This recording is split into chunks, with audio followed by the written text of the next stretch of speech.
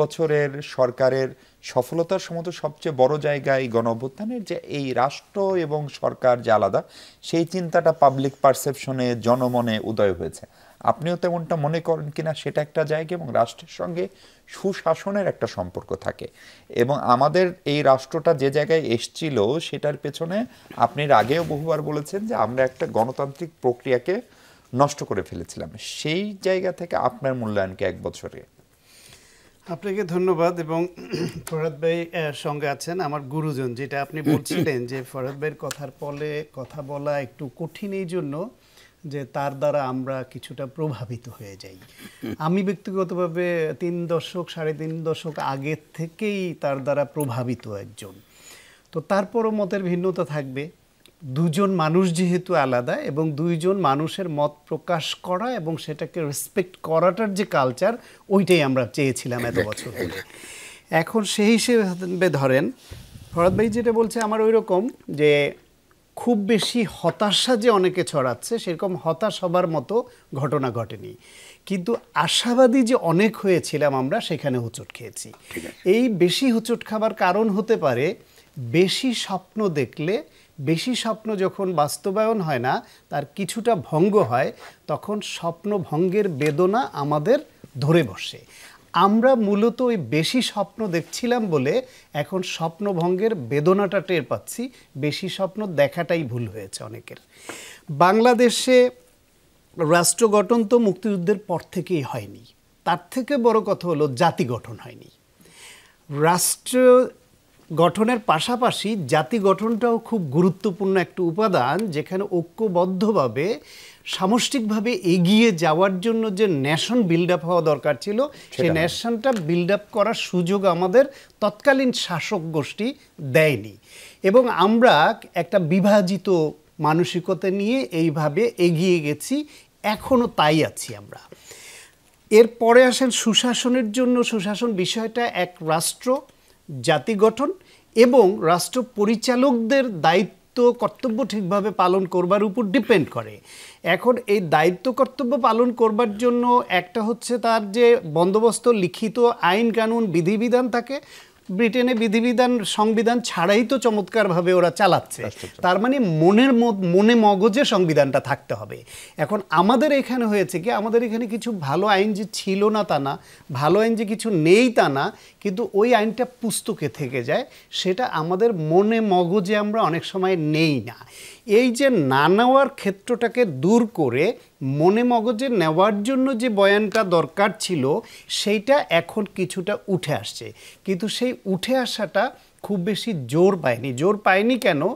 বাংলাদেশের বিভিন্ন ধরনের পলিটিক্যাল যে মেরুকরণ ধরেন, রাষ্ট্র পরিচালনা যারা করবে, সুশাসন যারা দিবে, তাদের মধ্যে ধরেন ধর্মীয়পন্থী এক শ্রেণীর রাজনৈতিক দল আছে, বামপন্থী ক্যাডার ভিত্তিক কিছু রাজনৈতিক দল আছে, আবার মধ্যপন্থী বুর্জুয়া পলিটিক্স করা, পাওয়ার পলিটিক্স করা কিছু দল আছে, যাদের মধ্যে নানান রকমের দোষ ত্রুটি বিদ্যমান। এখন এদের মধ্যে আবার প্রত্যেকেই মনে করে সে যেটা করছে সেটা সেরা। সেই ক্ষেত্রে যে গণঅভ্যুত্থানের মাধ্যমে যে তরুণরা উঠে আসলো, তাদের কাছ থেকে তাদের প্রতি আমাদের যে আবার প্রত্যাশা তৈরি হয়েছিল, সেই প্রত্যাশাটা হোঁচট খেয়েছে। ঈদের তারা মিসগাইডেড হয়েছে, অথবা গাইডলাইনের অভাবে তাদের কাছে প্রত্যাশিত যেটা ছিল সেইভাবে যথেষ্ট এগুতে পারেনি।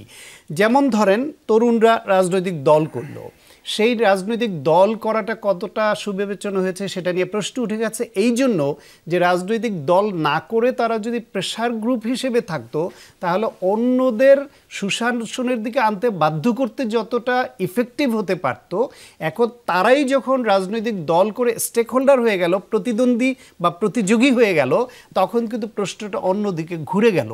এবং সেই পর্যায়ে আসার পরে আবার নানান রকমের প্রচলিত ধারার বুর্জুয়া পলিটিক্স করা দলগুলোর বিরুদ্ধে যা যা অভিযোগ ছিল, ক্ষুদ্র আকারে ক্ষুদ্র দল হিসেবে সব অভিযোগ তাদের বিরুদ্ধে আসতে লাগলো। তাতে করে মনে হলো একটা বড় বিএনপি ছেড়ে একটা ছোট বিএনপি হয়েছে। মানুষ বড় বিএনপির মধ্যে যে আছে, সে পরিবর্তন না দেখলে ছোট বিএনপিতে কোন ভরসায় যাবে, এটা একটা দিক। দ্বিতীয় হলো বুদ্ধিবৃত্তিক চিন্তা যারা করেন এবং যারা এটা প্রসারিত করবেন, এর প্রবাহ ঘটাবেন, যারা ফরহাদ ভাইয়ের মতো মানুষ যারা, সেই সংখ্যাটা এই সমাজে কম কম বলে ভার্চুয়াল মিডিয়া বলেন, এই টেলিভিশন টকশো বলেন, সব জায়গায় চায়ের দোকানে যে আড্ডা বলেন, সে সাধারণের মধ্যে প্রভাব বিস্তারকারী বয়ানটা বেশি হচ্ছে গিয়ে পপুলিস্ট কথাবার্তা। এই রাষ্ট্র মেরামতের যে চিন্তাটা সেটা ওইভাবে প্রভাব বিস্তার করতে পারেনি। ফলে মানুষের মধ্যে এইটা নিয়ে যারা এটা নিয়ে ভেবেছিল হতাশ আসছে। কিন্তু পজিটিভ দিক কি আসছে?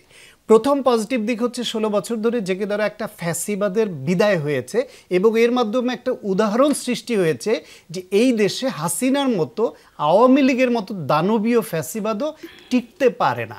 এটা একটা উদাহরণ সৃষ্টি হলো অন্যদের জন্য, একটা এক্সাম্পল যে ফ্যাসিবাদ হলে পরিণতি কি হতে পারে।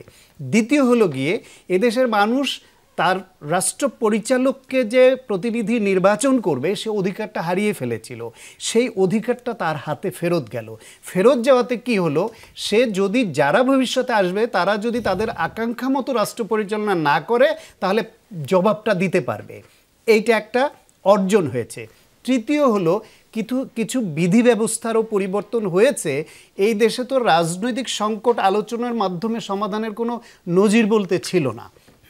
এই গণঅভ্যুত্থানের পরে অন্তত গণঅভ্যুত্থানের পক্ষের শক্তিগুলো যতই একে অপরকে নিন্দা করুক, মাইলেজ নিজে নেয়ার চেষ্টা করুক, তারা একসঙ্গে বসছে, তারা আলোচনা করছে, তারা এই নানান রকম তর্ক বিতর্ক করে বেশ কিছু বিষয়ে একমত হচ্ছে যে হ্যাঁ রাষ্ট্র পরিচালনার জন্য এটা ভালো, এটা আমরা সবাই মেনে নিলাম। তাতে কিছু সংসদীয় স্থায়ী কমিটিগুলো নিয়ে একটা পরিবর্তনের ইঙ্গিত পাচ্ছি আমরা, রাষ্ট্রপতি নির্বাচন নিয়ে একটা পরিবর্তনের ইঙ্গিত পাচ্ছি আমরা, বিভিন্ন সাংবিধানিক প্রতিষ্ঠান নিয়েও কেউ না মানলেও একটা পরিবর্তনের ইঙ্গিত আমরা পাচ্ছি। উচ্চ কক্ষ প্রতিষ্ঠিত হয়েছে, এটা একটা পজিটিভ মুভ। এখন ওইটাকে কি পদ্ধতিতে নির্বাচন হয়ে এইবার সমাধান না হলো 5 বছর পরে যে হবে না এই নিশ্চিত নেই, কিন্তু একটা স্টেপ তো আমরা ফরওয়ার্ড স্টেপ তো হলো। এইরকম রাজনৈতিক ক্ষেত্রে, রাষ্ট্র পরিচালনার ক্ষেত্রে, সুশাসন অর্জনের ক্ষেত্রে, মানুষের অধিকার তার হাতে ফিরিয়ে দেওয়ার ক্ষেত্রে অনেকগুলা মানে ফরওয়ার্ড স্টেপ হয়ে গেছে আমাদের। এখন এটাকে এগিয়ে নেওয়ার দায়িত্ব আমাদের অনেকেই, এই ফরহাদ ভাইদের মতো মানুষদের। হতাশ না হয়ে যদি সবাই লেগে থাকে এবং এই তরুণরা যতটুকু তারা বিচ্যুত হয়ে গেছে বলে মনে হচ্ছে অথবা তাদের ক্ষমতার ভাগীদার হওয়ার জন্য মরিয়া হয়েছে, ওইটা না হয়ে রাষ্ট্র পরিবর্তনের যে চেষ্টাটা তারা করছিল সেই দিকে যদি বেশি থাকে তাহলে হয়তো পরিবর্তনটা আমরা আরও বেশি দেখতে পাবো।